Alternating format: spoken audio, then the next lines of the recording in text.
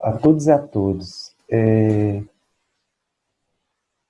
A gente vai dar continuidade e abordagem das síndromes psicopatológicas e principalmente assim no terreno das psicoses, né? Então é o seguinte, a gente tem que entender que tem várias formas em psicopatologia de abordar os fenômenos psicóticos.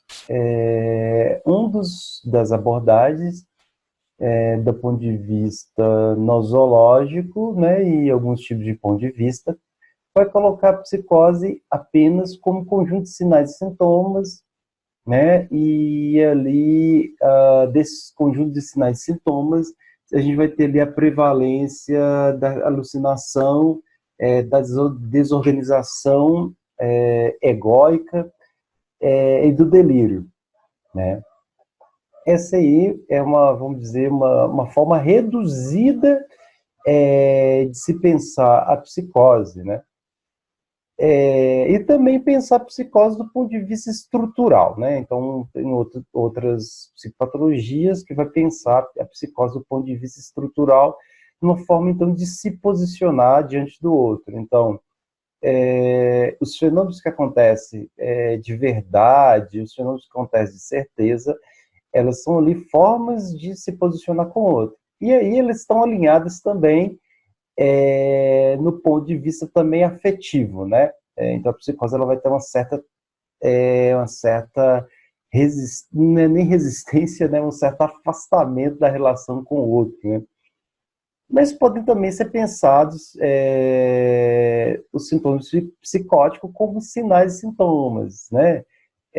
Por exemplo, uma desrealização, alucinações, etc.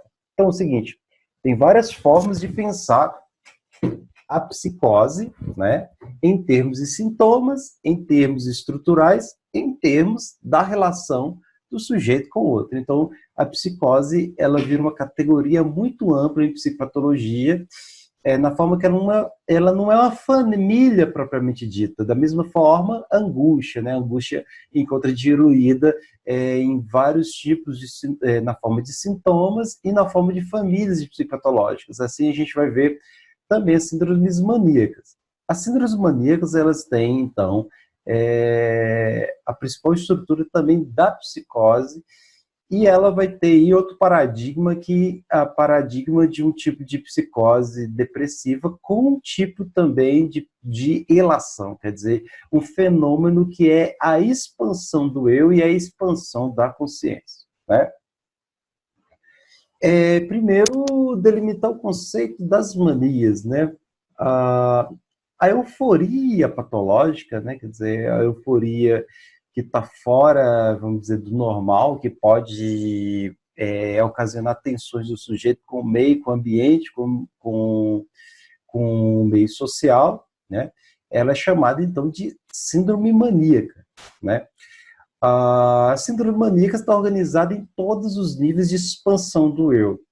Primeiro, a gente tem que entender que o eu é uma espécie de imagem, né? Um tipo de identidade, né? Que cada um carrega, e esse tipo de identidade ele funciona como se fosse uma barreira mental, né? É uma forma de divisão entre o que me é próprio e entre o ambiente, né? O que eu identifico que participe do meu mundo com o meu ambiente, né? Porque eu julgo estar fora do meu mundo, né? Então, isso é a categoria de eu, né? A ideia de eu, ela sempre está associada a uma imagem, né? E ela tem uma categoria assim, da identidade. Então, o nosso psiquismo não é a nossa identidade. A identidade é só partes que compõem o nosso psiquismo, né?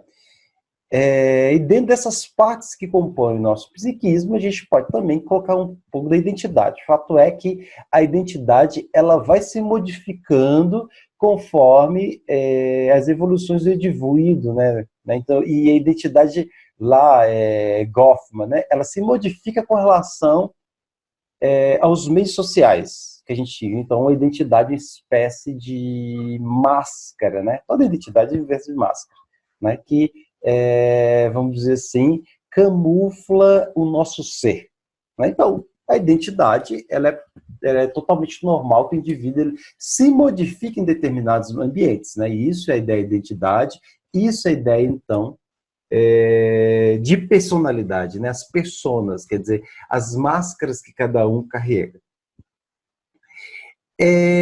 Então, a característica principal da mania é o taquipsiquismo, quer dizer, a aceleração do psiquismo, no qual todas as atividades do meio psíquico são aceleradas. Por exemplo, a agressividade, ela é uma característica do psiquismo, tanto na esfera normal quanto patológica, né? Então, essa agressividade, ela está acelerada, ela está acima do normal. A gente tem, por exemplo, a fome. A fome, ela é uma característica normal de todo ser humano. Então, na mania, ela se encontra no caráter acelerado, e muito mais acelerado normal. Por exemplo, o sujeito, e aí não é um mero exagero, né? Um mero exagero que nos produz nenhum problema no ambiente. Por exemplo, na fome, né? Um sujeito em estado maníaco, ele não vai contentar com uma pizza, ele come 30 pizzas, né? E aí vai, um exagero acima da média, um exagero que causa profundas problemas com o ambiente, né? Então, sono. Sono é uma atividade do meio. Então, o sujeito em mania, ele não vai ter sono por 3 dias, fica sem dormir 3 dias normalmente, né? Então, isso aí é uma característica. Então, a ideia de taque quer dizer acima, tá acelerado, né? Alguns elementos da nosologia. A gente viu aí o taxipsiquismo, né? Então, todo o problema da mania, ela vai ver, então, com aceleração dos processos, né? Então, aumento da autoestima, né? Quer dizer, o amor a si mesmo, né? Todo sujeito, ele tem e toda imagem nossa, ela vem uma espécie de amor a nós mesmos, né? Amor à nossa própria imagem, né? Isso é autoestima. A, a mania ela vai ter esses dois lados, né, de aumento exagerado da autoestima. Né? Então você tem um aumento exagerado, falando assim, que eu posso tudo, eu posso bater em todo mundo, eu sou poderoso, aí vai. Então, esse sentimento da autoestima muito, muito elevado. Eu posso ganhar 1 milhão em 2 semanas, e aí vai, né? Às vezes a mania ela pode estar camuflada na sociedade exatamente por isso, porque a gente tem uma cultura dos vencedores, né? Então, é normal que um indivíduo com uma espécie de mania, ele se encaixe muitas vezes no sistema da cultura, na medida que a cultura ela nos incentiva essas expansões maníacas, né? De tudo poder, de tudo, né? Porque a gente está numa sociedade narcísica, né?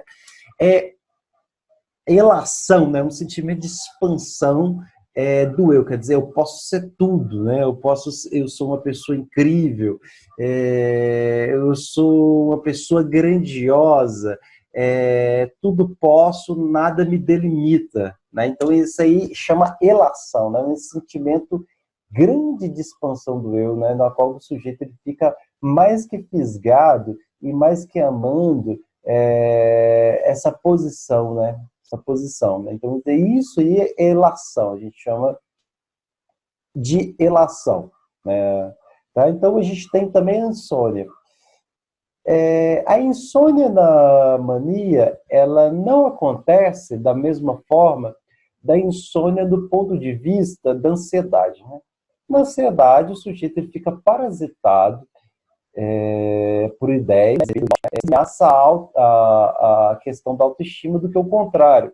Então, a insônia ali é um momento de aceleração do indivíduo, né? O indivíduo ele fica extremamente acelerado, então a questão do sono ela fica totalmente inibida. E é interessante também que na mania ela tem ali um aspecto, vamos dizer, visual. A imagem do sujeito ela fica muito evidente, né? Já que o sujeito ele não dorme por várias noites, ele vai ficar com uma orelha, ou uma olheira, né? Ele vai ficar com a imagem depreciada, porque pelo fato dele, né, dele estar muito acelerado e não se cuidar. Né? Então a gente chama de mania, né? Uma insônia, né? Então ele vai ficar 2 dias, 3 acordado tranquilamente, e é normal que o sujeito em mania se entre com uma medicação psiquiátrica mais forte para o sujeito inibidor, um depressor do sistema nervoso central, para o sujeito poder dormir, para o sujeito poder ficar um pouco mais tranquilo. Logacidade, quer dizer que é uma produção verbal rápida, fluente e persistente. Né? Então, a logacidade, o sujeito tem mania, ele fala muito rápido e muitas coisas o tempo inteiro. Olha só. Essa logacidade, ela é muito além que o normal. Ela não é simplesmente um indivíduo que fala muito, muito rápido. É uma fala sem pontuação. Né? A pontuação, ela é um elemento textual, né, que ela tem a função na fala escrita de ter pausas e dar certa lógica nessas pausas. Então, o indivíduo em mania, se fala na psiquiatria clássica que ele não tem ponto final, ou seja, ele não finaliza as frases, né? Ele é tão rápido, fala tão rápido, sem respirar, que você não vê pausas ali, então a fala ela começa a misturar, né? Então, uma fala muito rápida que fica difícil entender de tanta rapidez. E dentro da logacidade, ela tem uma consequência que é a logorreia, né? A logorreia é a produção verbal sem concatenação lógica, porque o indivíduo em mania, ele fala que é uma patologia sem ponto final, quer dizer, ele não tem limite, isso também se expressa nas falas, né, na logorreia, né? A fala é tão rápida que se perde, então, a lógica da fala, dado que não se tem pausas, não se tem pausas, e aí a fala ela vai ficando ali num bloco sem lógica alguma, né? Dentro dessas tendências, ela tem uma pressão para falar, né? O sujeito que fala o tempo inteiro, e ele assim, e grita, e não vai dar pausa para outra pessoa falar, porque ele não tem diálogo, né? O indivíduo ele fica assim, sem possibilidade de dialogar, porque ele tem uma pressão para falar enorme. Olha só, a ideia da logacidade, da logorreia, e da profissão para falar, eles estão associados à ideia do pensamento e da linguagem. Muitas vezes, o sujeito em mania, o pensamento ele não vai acompanhar a fala.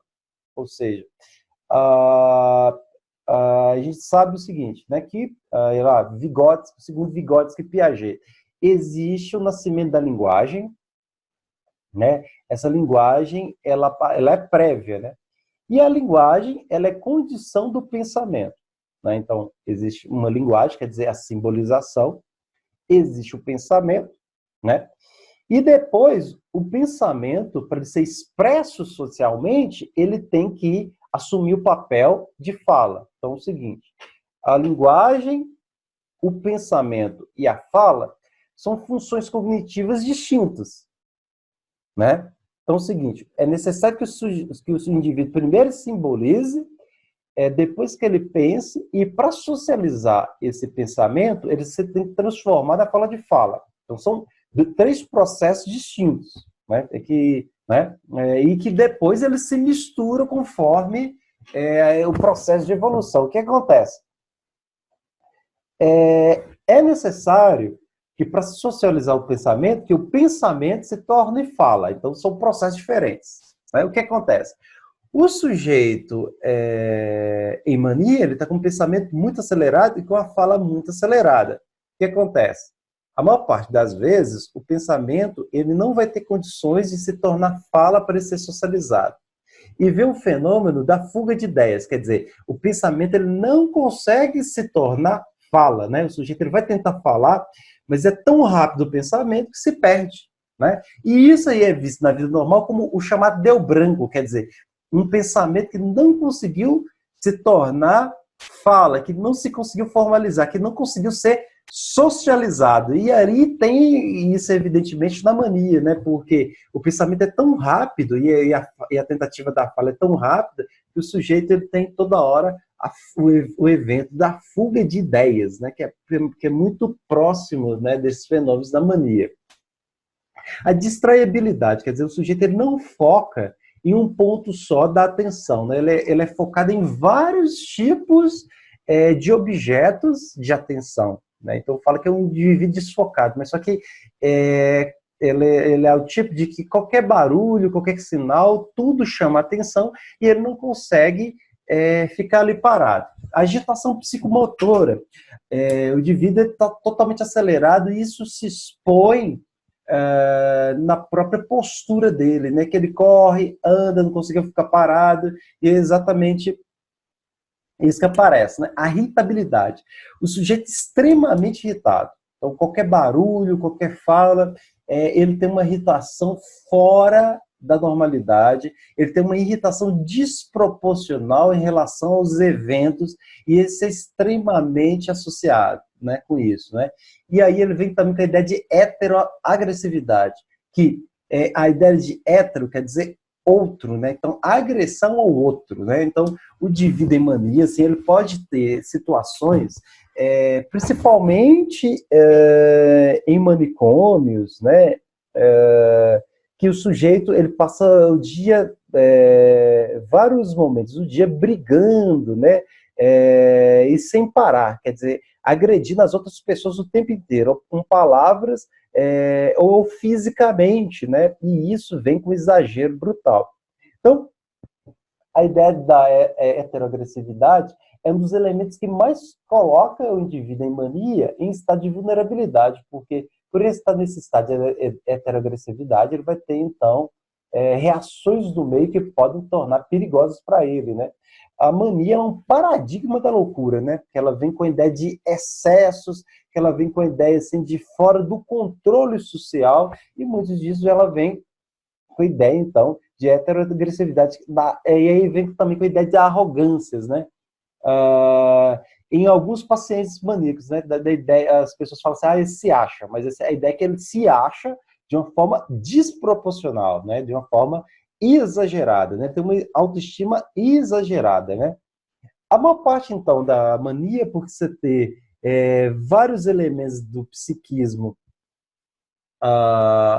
exagerado, também vai ter desinibição sexual, né? Então, a mania com essa desinibição sexual, ela vem muito presente, principalmente nas mulheres, né? Então, vai ser assim, mulheres ou homens com ato sexual inadequado, né? Por exemplo, mostrando partes íntimas, tentando tocar nas outras pessoas, e muitas vezes a pessoa de maníaca vai ser confundida com pessoas com distúrbios sexuais, né? Fala assim, ele é pervertido, etc. Não, é um estado maníaco, quer dizer, ele tem uma pulsão sexual, um impulso sexual maior, e essas ideias sexuais elas vão estar sempre inadequadas. E aí, por isso que ela vai ter essa tendência a ser confundida com um distúrbio sexual, né? Ela vai ter uma tendência exagerada de comprar objetos, por exemplo, e esses objetos totalmente bizarros. Por exemplo, já tive um paciente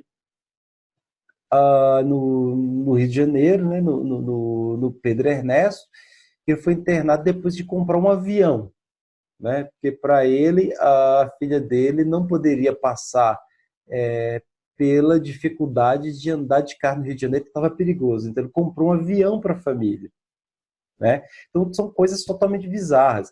Então um outro paciente meu que ele resolveu construir um Barcelona carioca. Então ele comprou todas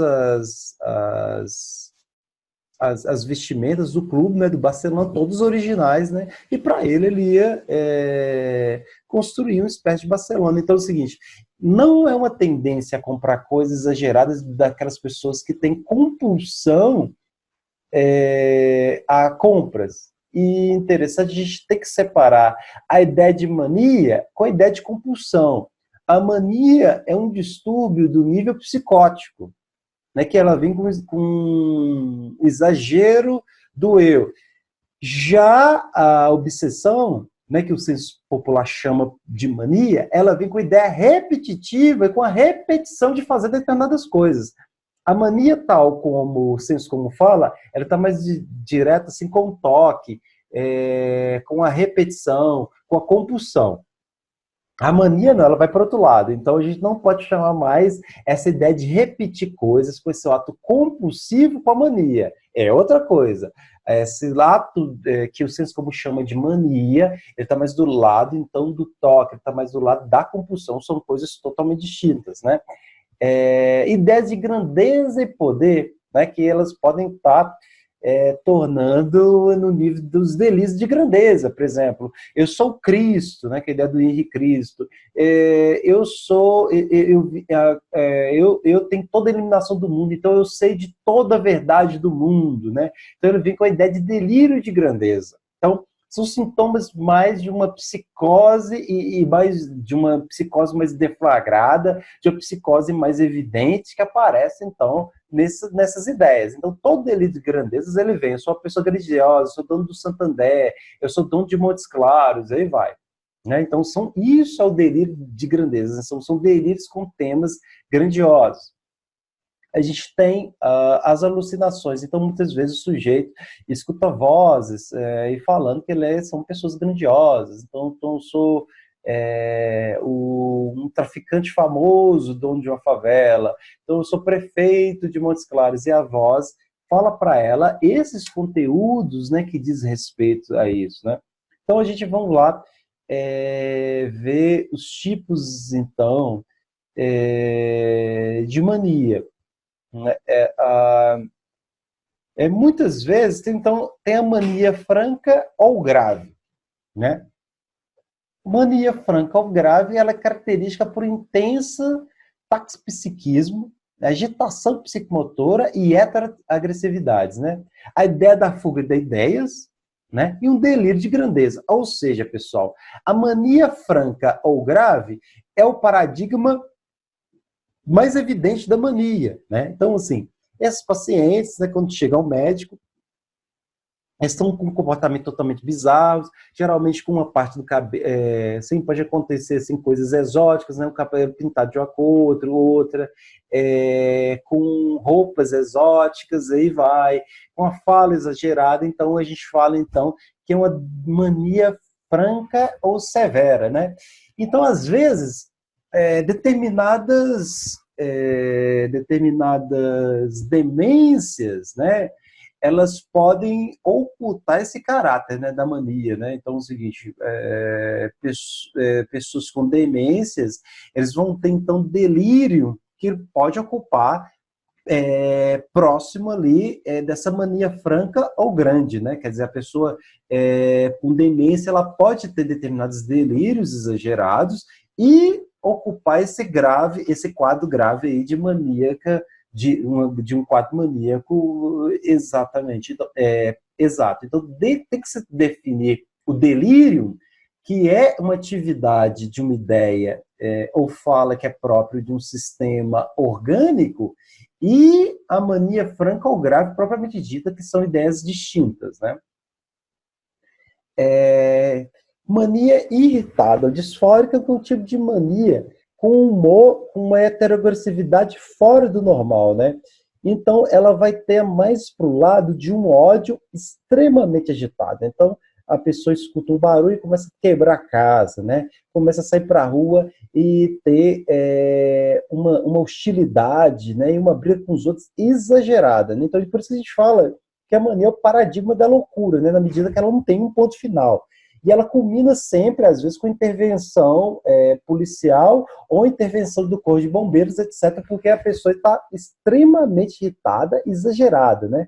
A mania disfórica, muitas vezes, é o paradigma da mania que vai aparecer mais em hospícios e hospitais, né? Porque não vai ter condições da pessoa aparecer, né? Então, é uma mania mais direcionada à heteroagressividade. Então, a gente chama de mania disfórica, né? Então, não vai estar tão evidente os outros sintomas, né? Que é o engrandecimento do eu, a fuga de ideias, né? Mas ela vai estar mais focada pela agressão e heteroagressividades, né? A gente tem, então, as manias mistas, né? Que, então, vão ser manias intercalados de sintomas depressivos de ordem também bizarras. Então, é o seguinte, às vezes o pensamento, o indivíduo, ele vai estar mais naquele quadro maníaco de agitação, de irritabilidade, da logacidade, né, falando muito, da logorreia, falando ideias totalmente sem lé concreto, né, e da expansão do eu, né, ou sintomas depressivos, e vai intercalar isso em sintomas depressivos, né, com ideias de culpa, desânimo, etc, etc, né. Então é o seguinte, a maior parte das maníacas, elas vai estar uma interface com os sintomas depressivos. E é por isso que se deve fazer um diagnóstico diferencial das depressões com sujeitos maníacos. Por exemplo, há depressões puras, né, que só vai ter só evento depressivo. E há depressões que vai ter a interface com a mania, né?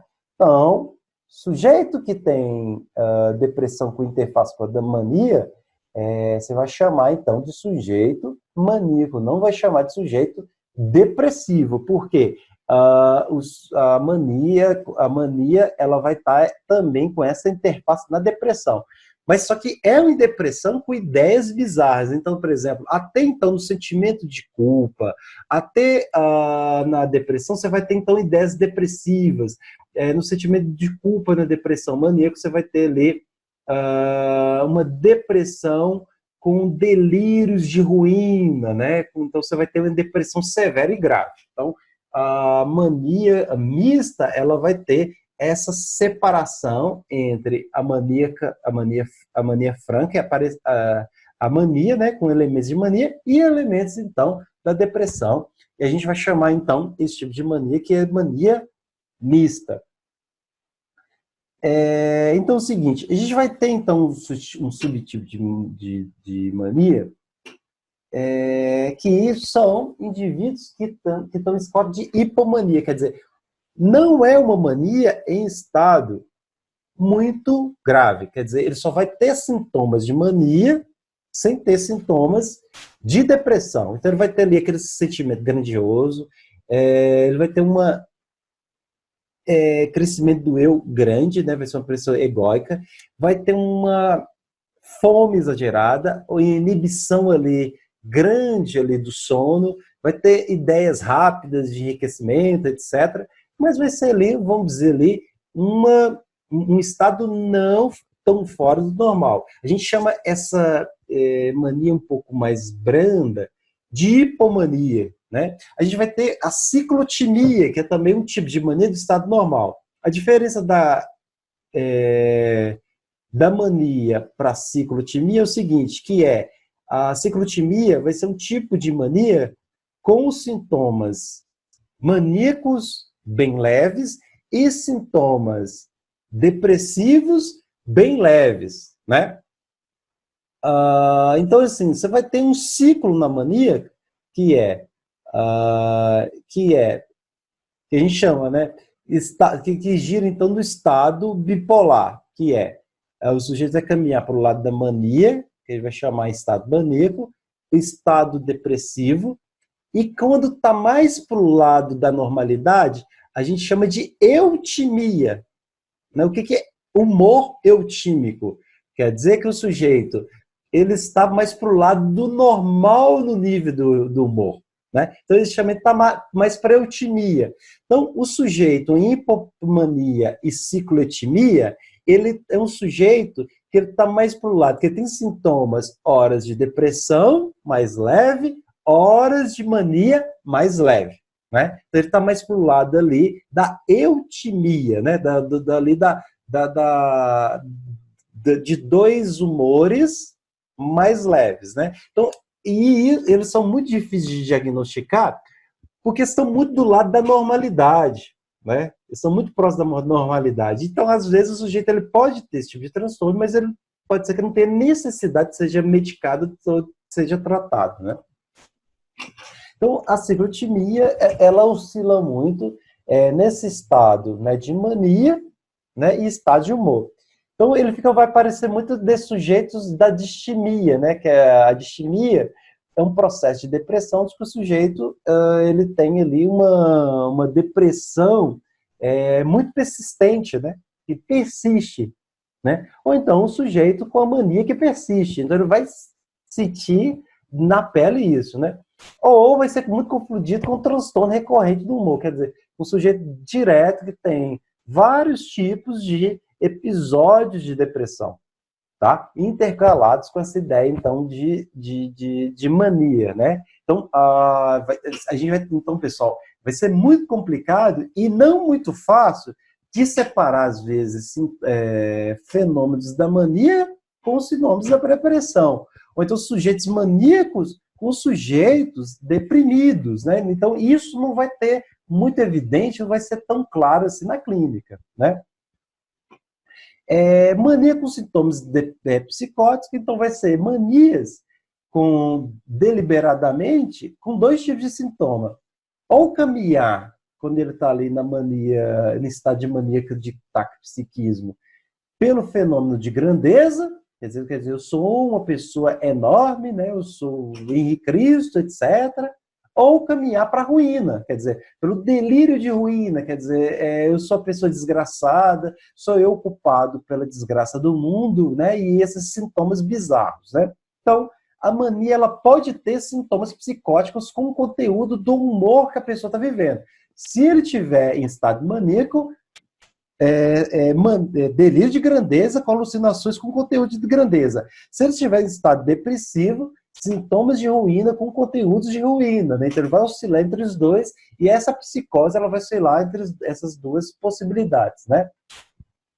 E aí, pessoal, a gente tem aí um diagnóstico muito problemático nos dias de hoje, que é o transtorno bipolar. Hoje, e aí quem fala isso é o próprio inventor do transtorno bipolar. Você tem uma vulgarização da ideia de bipolar. Então, o sujeito que varia hoje o humor, né, que a hora está triste, a hora está deprimido, as pessoas falam, é bipolar. Não se trata disso, pessoal. A bipolaridade, ela está muito mais associada à depressão, o estado maníaco, um sujeito que está em mania franca, ou um psicótico maníaco depressivo franco. Né? Não se tem uma pessoa que oscila de humor, é extremamente normal. Né? Então é o seguinte, a bipolaridade nada tem a ver com uma variação de humor. O estado bipolar, ele é dado, então, para sujeitos, mais para o estado da mania, que tem sintomas de mania de estado psicótico e sintomas para mania para o estado depressivo. Então, isso aí vai ser variações bizarras do humor, né? O que é hoje? A gente tem, tipo assim, a pessoa varia hoje, está triste, amanhã está, né? Esses ciclos do humor próprios da existência humana como bipolar. Isso nada tem a ver e a gente tem que tomar muito cuidado com essa ideia de bipolaridade do senso comum, porque às vezes isso contamina, né? Isso nos contamina, né?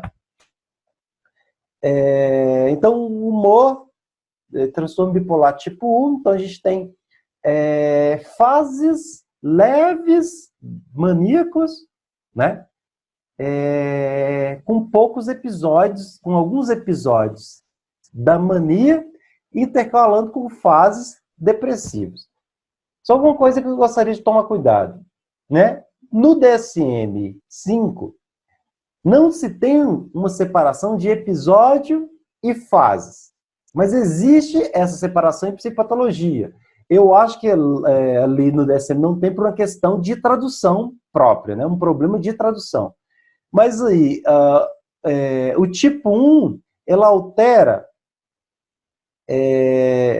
em estados leves e graves e intercalados de mania depressiva, né? De mania e depressão.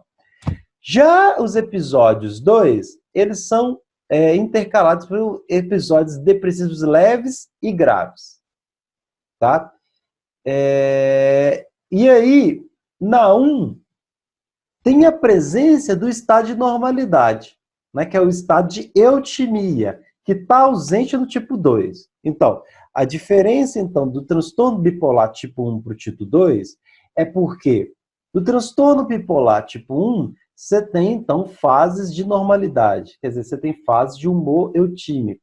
Na tipo 2, não. Na tipo 2, você vai ter aí oscilação entre esses dois estados, essas duas fases, como se fosse dado da mesma moeda, sem a variação da normalidade, né? Ciclotimia, quer dizer, ocorrem fases muito rápidas, né? De 12 meses, né, de episódios depressivos e 12 meses de episódio maníaco, né? Então é o seguinte, às vezes, pessoal, o transtorno bipolar, ele não varia tão rápido, ele não varia tão rápido assim de humor, né? Assim, por exemplo, tem gente que varia muito o humor durante o dia. Isso não é para transtorno bipolar. O transtorno bipolar está associado a essa variação do humor em relação de episódios, ou fase que pode durar 6 meses, 12 meses. Né? Então, tem essa variação. Né? Ela nunca varia por semanas, ela varia por meses esses estados. Né? Então, a gente vai ficar por aqui. Então, um abraço para vocês.